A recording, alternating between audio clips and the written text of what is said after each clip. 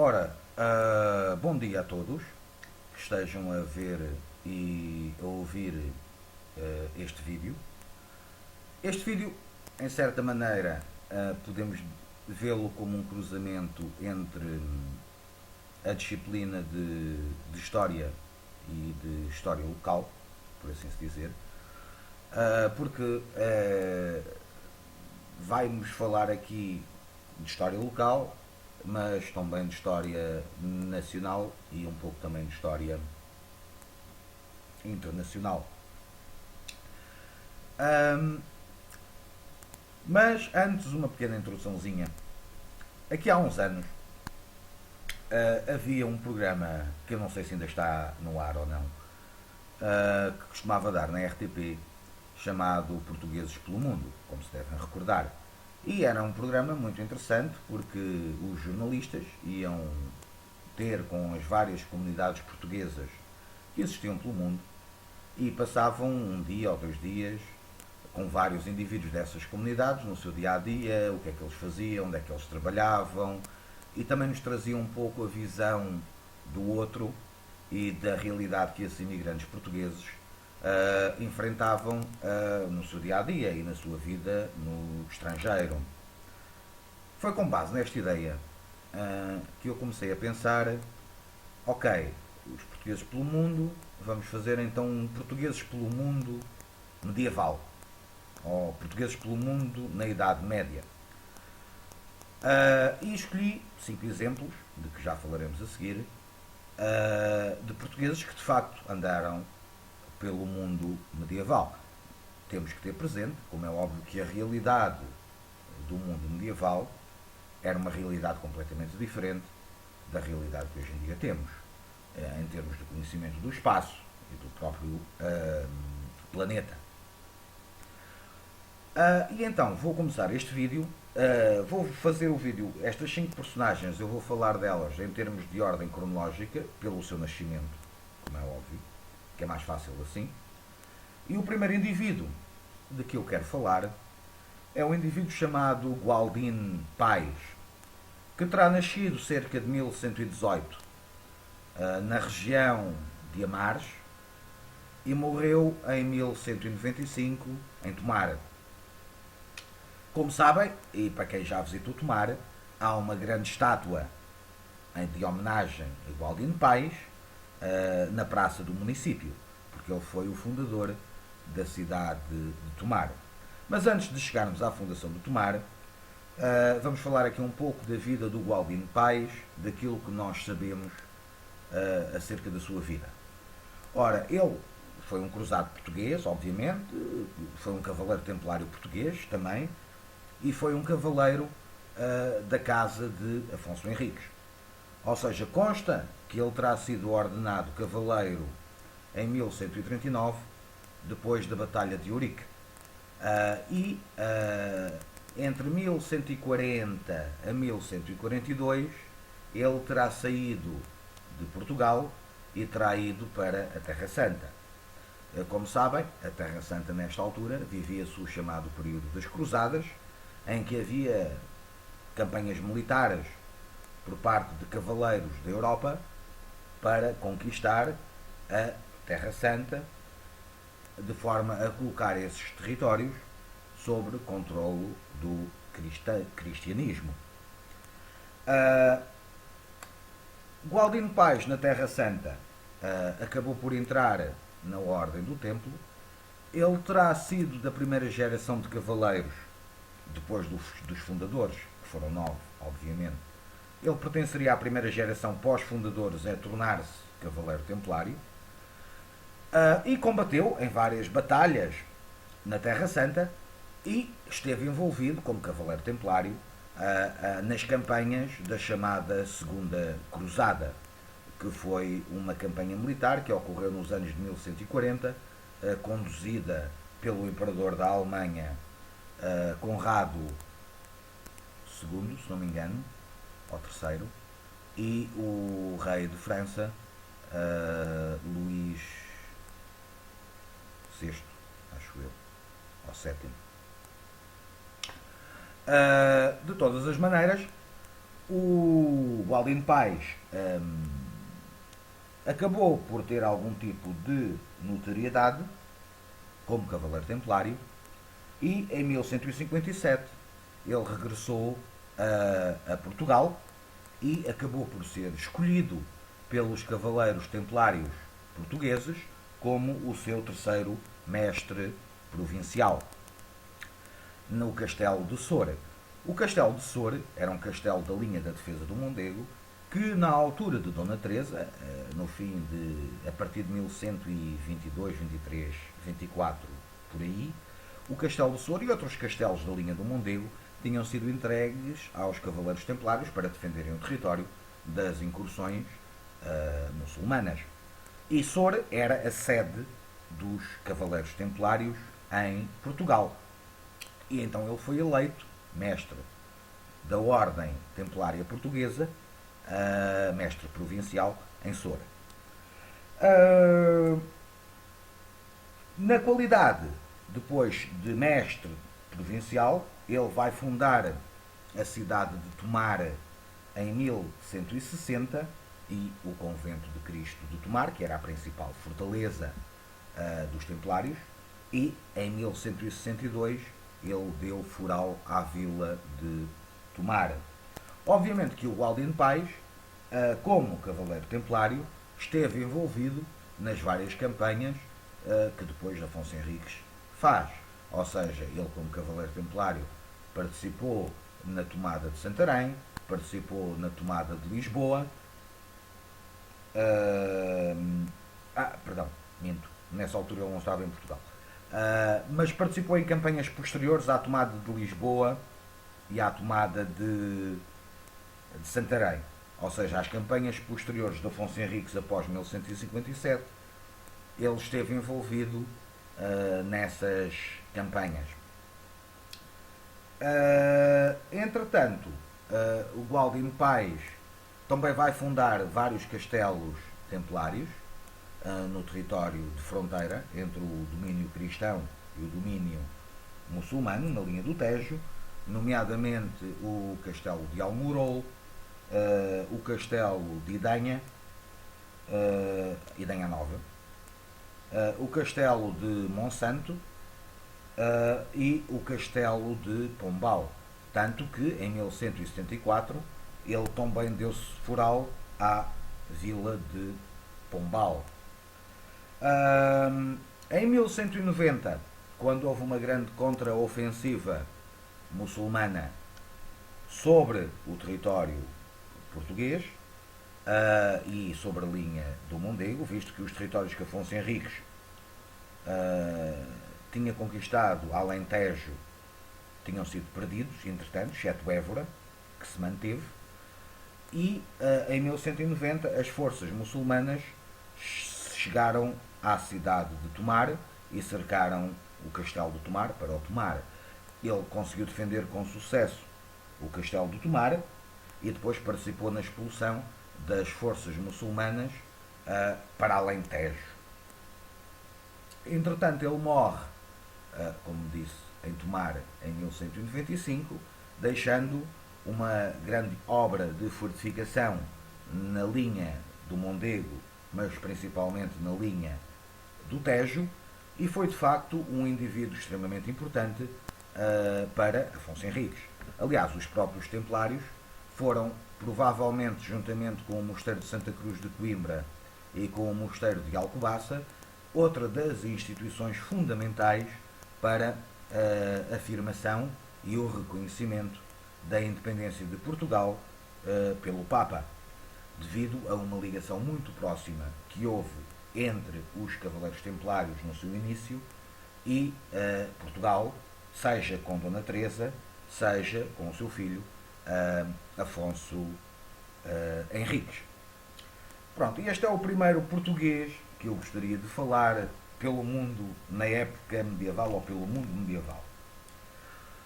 Agora vou falar de um outro indivíduo chamado Fernando Afonso de Portugal, ou simplesmente conhecido como Afonso de Portugal, que terá nascido cerca de 1135 em Coimbra e morreu em 1207 não se sabe exatamente se em Évora ou em Santarém.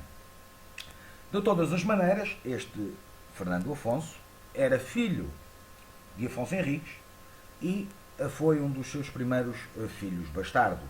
Ou seja, era um filho que resultou de uma ligação amorosa entre Afonso Henriques e uma senhora da nobreza portuguesa.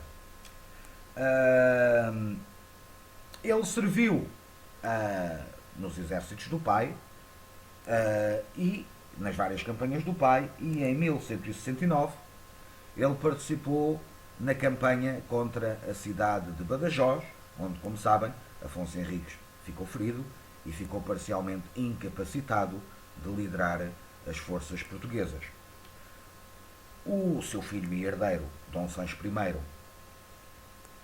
acaba por ir assumindo cada vez mais protagonismo nas decisões do Reino de Portugal, e este Fernando Afonso, o Afonso de Portugal, em 1169, depois da campanha de Badajoz, que acabou de forma desastrosa para Portugal, ele foi nomeado alferes-mor do reino.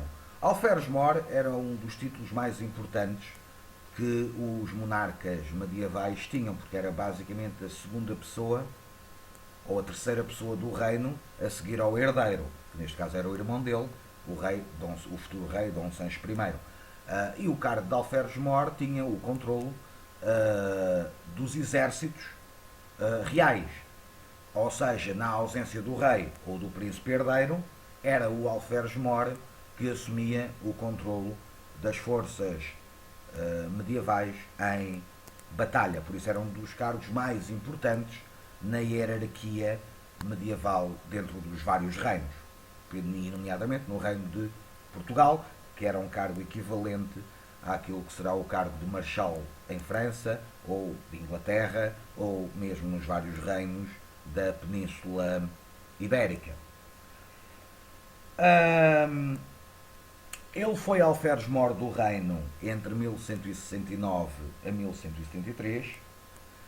Em 1172, ele passou ao serviço da casa do irmão, porque foi a partir de 1172 que Sancho, o príncipe Sancho, seu irmão, tornou-se regente do reino, porque a condição física de Afonso Henriques começou a degradar-se cada vez mais, e foi Dom Sancho que assumiu basicamente o governo do reino e contou inicialmente com o apoio deste irmão.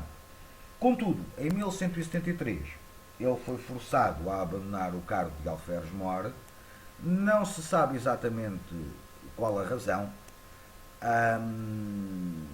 Há quem diga que ele pode-se ter tornado uma ameaça a Dom Sancho, porque era um indivíduo com uma grande notoriedade e com grandes capacidades militares reconhecidas, e poderia ser uma ameaça a que Dom Sancho posteriormente assumisse o trono por morte de Afonso Henriques.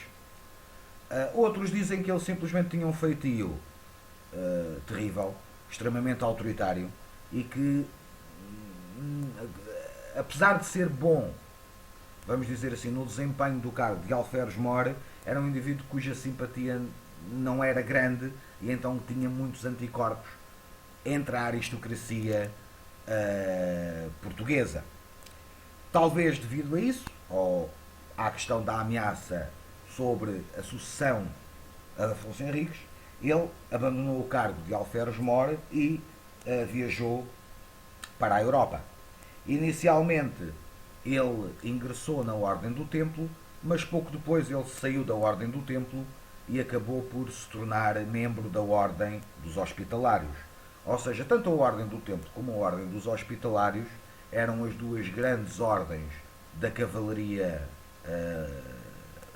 internacional, sob dependência direta do Papa em Roma, e que eram essencialmente as forças que defendiam os reinos cristãos da Terra Santa, e tinham várias propriedades em vários estados europeus. Entretanto,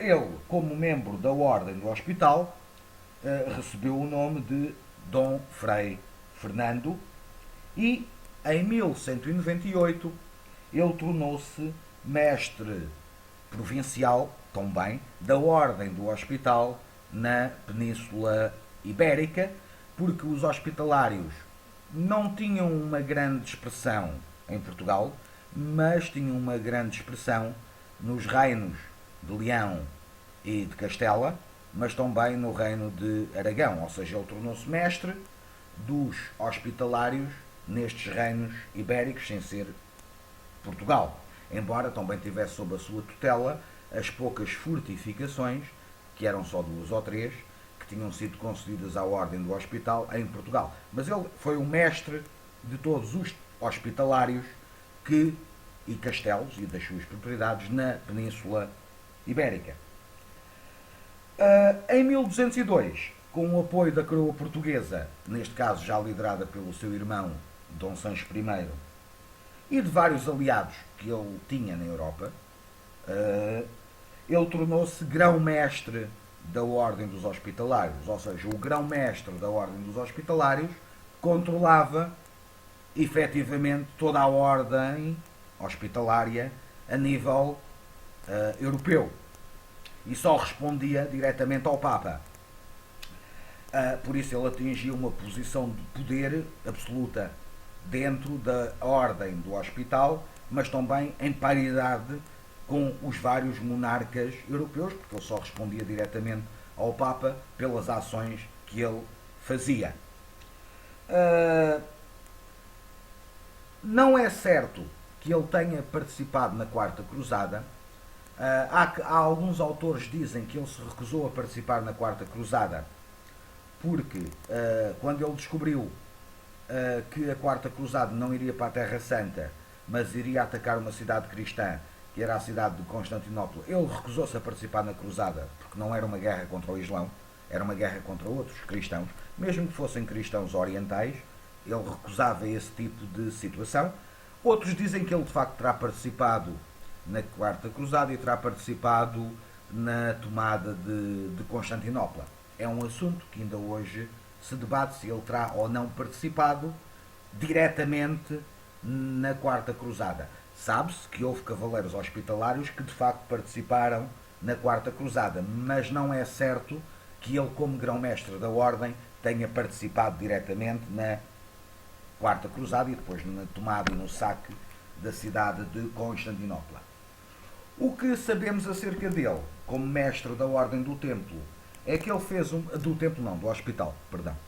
É que ele fez uma grande reforma dos estatutos da Ordem, mas aparentemente, como já tinha acontecido em Portugal, quando ele saiu do país, a sua liderança da Ordem do Hospital era extremamente autoritária e extremamente severa, o que o tornou muito impopular entre os vários mestres e cavaleiros hospitalários das várias províncias que a Ordem do Hospital detinha sob o seu controle.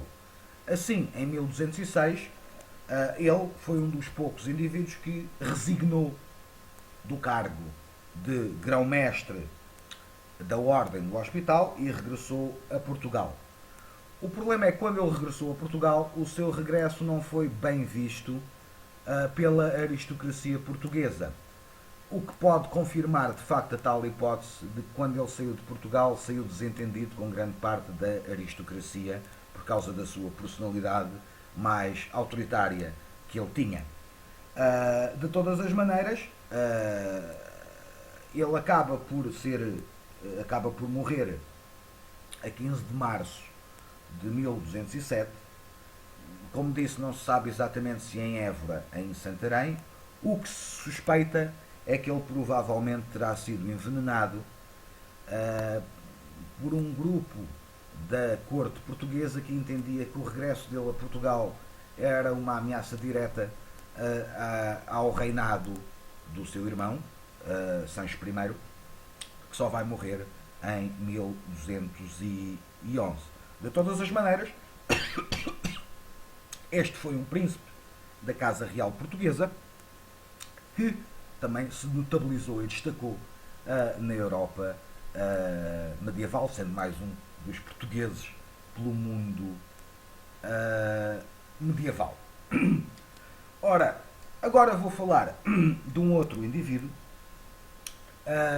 neste caso, sobrinho deste Fernando Afonso de Portugal, que era o segundo filho do rei Sancho I de Portugal. Neste caso estamos a falar de Pedro de Urgel, que nasceu em 1187 e morreu em 1258.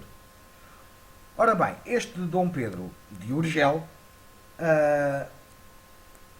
apoiou, depois da morte do pai, Dom Sancho I. Como sabem, Dom Sancho I, quando morreu em 1211, deixou uma situação complicada, porque no testamento dele ele passou o trono para o Afonso II de Portugal, mas ao mesmo tempo deixou várias propriedades às suas filhas, que eram as infantas Mafalda, Sancha e Teresa, que na altura também era rainha de Leão, por casamento. Quando o Afonso II, ou quando se executou o testamento do rei, Dom Sancho I, o Afonso II contestou esta decisão do pai de deixar os castelos de Ceia, de Alenquer e de Montemoro Novo às suas filhas. E o infante Pedro acabou por apoiar as pretensões das irmãs e desencadeou várias operações militares na zona de Trás-os-Montes e do Alto Douro, no sentido de fazer pressão sobre Afonso II a conceder, de facto, os territórios e os rendimentos que o pai tinha deixado às irmãs. Ele não teve sucesso nesta campanha e acabou por se exilar permanentemente de Portugal, retirando-se para Leão, onde a irmã ainda era rainha, e depois de Leão ele acabou por sair de Leão quando o marido da irmã morreu e ela deixou de ser rainha, e ele perdeu os apoios que tinha na corte leonesa, e então ele acaba por ir para onde? Para Marrocos, e põe-se ao serviço dos muçulmanos e serve sob as ordens do califa Almohada Yusuf II de Marrocos. E ele assumiu o comando de todos os cristãos exilados e outros que existiam em Marrocos e que faziam parte das forças militares do Reino de Marrocos. Em 1220, ele ainda estava em Marrocos quando chegou um grupo de franciscanos para pregar o cristianismo. Obviamente que o sultão recusou que eles pregassem o cristianismo num território muçulmano e ordenou a Pedro de Urgel que basicamente os apanhasse e os recambiasse para a Europa. Infelizmente, Pedro de Urgel não conseguiu apanhá-los a tempo. Os franciscanos desobedeceram às ordens do califa e acabaram por ser executados. E mais tarde, os seus restos mortais vão ser trazidos para Coimbra, para o Mosteiro de Santa Cruz, sendo estes franciscanos conhecidos como os mártires de Marrocos, que depois também vai influenciar uma outra personagem de que eu falarei a seguir. Entretanto, depois desta situação com os franciscanos, Pedro abandonou Marrocos, ou saiu de Marrocos, e foi para Aragão, que era a terra da sua mãe. E fez amizade, ou inseriu-se, vamos dizer, na corte aragonesa, que na altura era liderada pelo rei Jaime I, o Conquistador, e em 1229 Pedro casa-se com a condesa Aurembiax de Urgel, daí ficar a ser conhecido como Pedro de Urgel, que tinha sido amante do rei, mas que reclamava o seu território de Urgel, que lhe tinha sido usurpado por uma outra família rival. Com este casamento com Pedro de Portugal, agora Pedro de Urgel, e com ele, com o seu co-governante, e com o apoio do rei Jaime o Conquistador, a condesa Aurembiaud e Pedro de Urgel conseguem de facto reconquistar o condado de Urgel para a família. Entretanto, em 1230, Pedro, como conde de Urgel, vai auxiliar o bispo de Tarragona a conquistar a ilha de Ibiza aos muçulmanos, mas em 1231, com a morte da mulher, o Pedro fica numa situação complicada, porque o casamento não tinha filhos e ele só se tornou conde de Urgel por causa do casamento com a condesa. E houve uma disputa então que surgiu entre ele e o rei Jaime o Conquistador, porque o rei Jaime o Conquistador entendia que tinha direitos sobre o condado de Urgel, visto que a linhagem condal não tinha descendência. Isto criou um conflito breve de fricção entre Pedro de Urgel e o rei Jaime o Conquistador, até que em 1236 houve um acordo e o Pedro entregou o condado à coroa aragonesa e, em compensação, recebeu as ilhas de Maiorca, de Ibiza e de Formentera, que passaram a ser o domínio de Pedro de Urgel. Ele vai governar estas três ilhas das Baleares até à sua morte, em 1258, mas lá está, como ele nunca chegou a casar novamente, ou pelo menos a ter filhos legítimos, ele chegou a ter 2 filhos ilegítimos, mas que nunca lhes foi permitido a sucessão aos domínios do pai, porque eram filhos que tinham nascido nem sequer fora de um casamento, ou seja, eram filhos que nasceram de relações.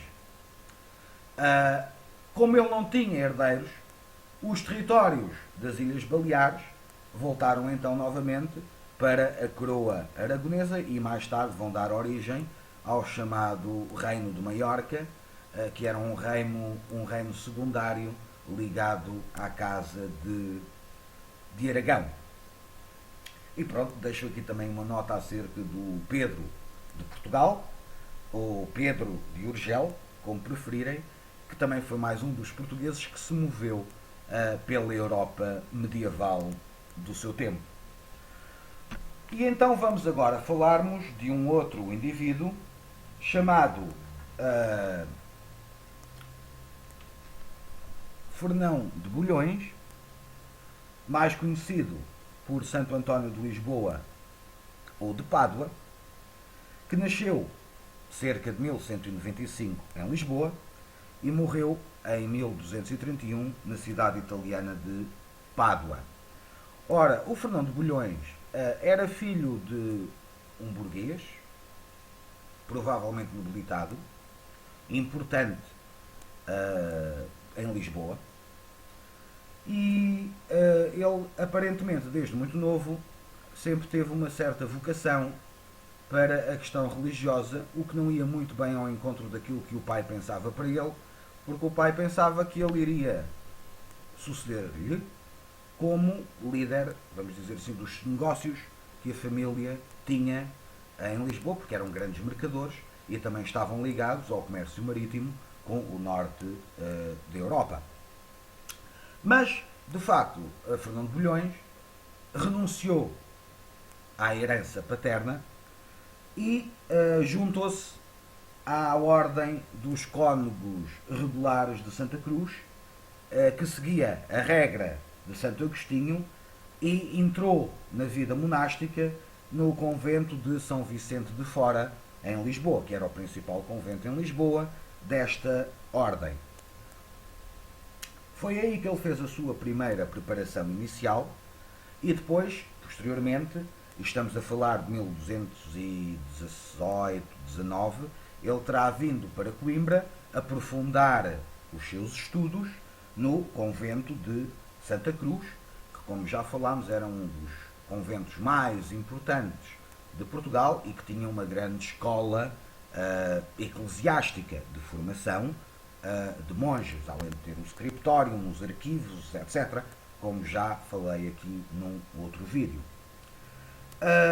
E em 1220, 21, Quando chegaram os restos mortais dos tais franciscanos que tinham sido martirizados em Marrocos, falámos aqui durante o tempo de Pedro Afonso, de Pedro de Urgel, perdão, ele decidiu que a vida, ou que a regra de Santo Agostinho não era bem aquilo que ele queria, e então ele optou por se tornar franciscano. E ele transferiu-se do convento de Santa Cruz para o convento ou ermitério dos Olivais, que na altura ficava bastante fora da cidade, que era um local remoto, vamos dizer assim, e durante 2 anos ele fez aí uma primeira iniciação à contemplação e à meditação e viveu como um ermita. Entretanto, em 1221, ele decidiu que também queria ser missionário e queria fazer o mesmo que os tais monges franciscanos que tinham sido martirizados em Marrocos tinham feito. E então ele vai para Lisboa e embarca no navio para ir fazer pregação para Marrocos. Não se sabe o que é que aconteceu, diz-nos a geografia que houve uma grande tempestade no Mediterrâneo e o navio onde ele ia, em vez de ter ido para o norte da África, foi arrastado para o sul de Itália e para a ilha da Sicília, onde ele chegou. Chegando à Itália, ele procurou encontrar-se com os outros franciscanos e em 1221 ele estava presente no último capítulo geral da Ordem Franciscana, onde São Francisco esteve presente. Ou seja, ele conheceu diretamente São Francisco de Assis. Rapidamente ele foi reconhecido pelos franciscanos como um indivíduo que tinha uma preparação acima da média, tinha estudado em Lisboa e depois tinha estudado em Santa Cruz. Ou seja, Santo António era um teólogo, tinha conhecimentos que a maior parte dos monges franciscanos à época não possuía, e então ele tornou-se um dos principais teólogos ligados à ordem franciscana. E em 1226 ele é enviado pela ordem franciscana ao capítulo de Arles, em França, onde vai apresentar oficialmente a regra ao Papa Gregório IX. Embora já tivesse havido uma apresentação de uma regra primária antes com o Papa Honório III, mas é com o Papa Gregório IX que a regra da ordem franciscana é finalmente aceita na sua versão definitiva, e foi Santo António que apresentou essa regra ao Papa e que a defendeu de forma bastante eloquente, segundo aquilo também que nos dizem as crónicas. Entretanto, entre 1227 a 30, ele foi pregador franciscano na região de Pádua, mas também chegou a ir ao sul de França, porque o sul de França nesta altura decorria uma cruzada contra um grupo herético dentro do cristianismo, que eram os albigenses, e no norte de Itália nós tínhamos os valdenses, que eram grupos considerados heréticos pela Igreja, e ele pregou e combateu estas heresias em nome da Igreja Católica Romana, como é óbvio. Entretanto, em 1230, depois de uma estadia no sul de França, ele regressou ao norte de Itália, para a zona de Pádua. Nesta altura ele já estava adoentado e então recolheu-se a um convento na zona de Pádua, onde vai morrer em 1231, com uma grande fama de grande teólogo, de grande pregador, com um grande dom da oratória, com um grande conhecimento de teologia, e rapidamente ele acaba por ser canonizado. E pronto, este é o quarto, vamos dizer, português pelo mundo medieval, e então vamos terminar com um último, que também foi um indivíduo muito importante, chamado Pedro Julião Rebolo, que nasceu em Lisboa cerca de 1215 e morreu em Viterbo, na Itália, em 1276. Ele é mais conhecido por Pedro Hispano e ainda mais conhecido por ter sido o Papa João XXI.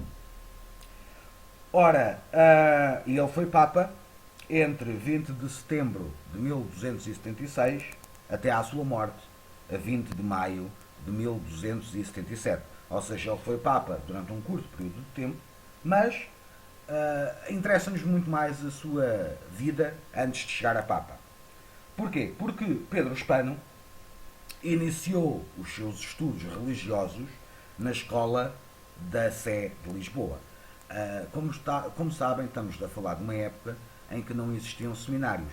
E então eram as Sés, Lisboa, Porto, Coimbra, Santa Cruz, Alcobaça, que tinham as suas próprias escolas de formação de clérigos. E Pedro Hispano estudou inicialmente na escola da Sé de Lisboa. Posteriormente, ele mudou-se para aprofundar mais os seus estudos. Ele foi para a Universidade de Paris. Há quem diga que terá sido em Montpellier, mas eu prefiro a opção de Paris. Acho que me parece mais assertiva, porque ele vai estudar tanto teologia como medicina. São as duas áreas de formação dele. Obviamente que ele tem a sorte de ter como mestre, um dos seus mestres, um grande santo e teólogo da Igreja Católica, chamado Alberto Magno, mas ao mesmo tempo ele vai ter como companheiros de formação na Universidade São Tomás de Aquino e São Boaventura, que são dois dos grandes teólogos da escolástica medieval. E aí eram amigos e conheciam-se, e ele conhecia-os. Entre 1246 depois e 1252, 1246 foi quando ele terminou a sua formação em França. Ele foi para a Itália e tornou-se professor de medicina em Siena, na Universidade de Siena. E em 1261 terá sido quando ele foi ordenado sacerdote. Obviamente que até 1261 ele escreveu várias obras. Ele escreveu 2 ou 3 obras de medicina, escreveu 2 ou 3 obras de filosofia e teologia aristotélica. Ou seja, tal e qual como São Tomás de Aquino e São Boaventura, Pedro Hispano era considerado um dos grandes intelectuais da escolástica deste período. Em 1273 ele vai ser nomeado arcebispo de Braga e, como arcebispo de Braga, ele participa no Concílio Ecuménico de Leão em 1274, em que o Papa Gregório X o eleva a cardeal-bispo. Ele acaba por regressar a Portugal temporariamente até vir um sucessor, e depois ele vai definitivamente para a Itália e em 1275 ele vai se tornar o médico principal do Papa Gregório X. Após a morte do Papa, ele foi eleito seu sucessor e, enquanto pontífice, no curto espaço que ele está à frente do cargo, ele vai procurar manter os esforços do seu antecessor no sentido de unir novamente a Igreja Ocidental com a Igreja Oriental, que se tinham separado em meados do século XI, e ao mesmo tempo vai também procurar libertar ou ajudar a mandar tropas para a Terra Santa, que estava cada vez mais ameaçada por forças muçulmanas, e os territórios cristãos estavam a ser perdidos.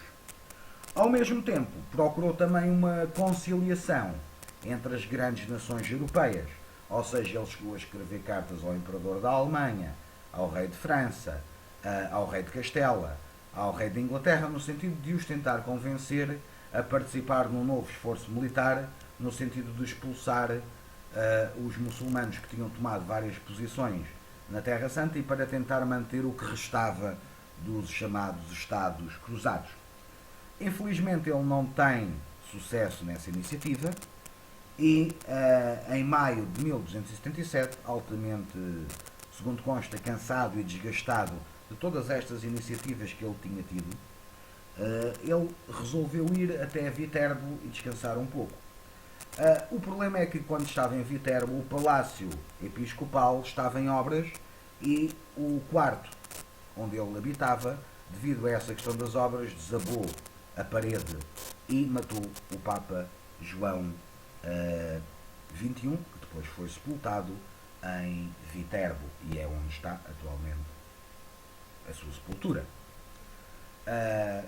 Pronto, e era destes 5, vamos dizer, exemplos de portugueses pelo mundo medieval eu queria aqui falar, e também acho que acaba por ser um complemento interessante no sentido de percebermos que por vezes aquela visão que nós temos que o mundo medieval era muito fechado, as pessoas estavam muito na sua aldeia, na sua cidade, no seu país, etc.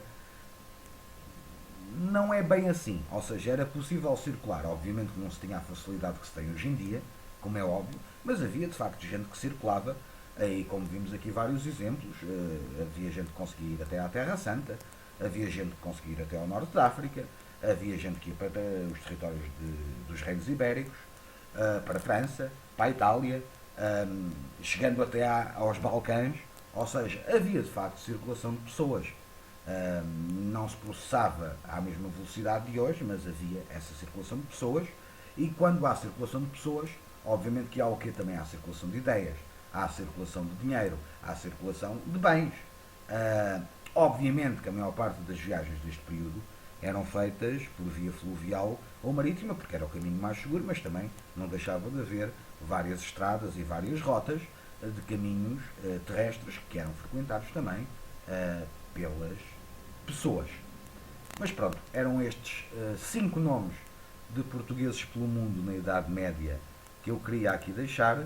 Espero que tenham gostado e vemo-nos numa próxima ocasião. Obrigado.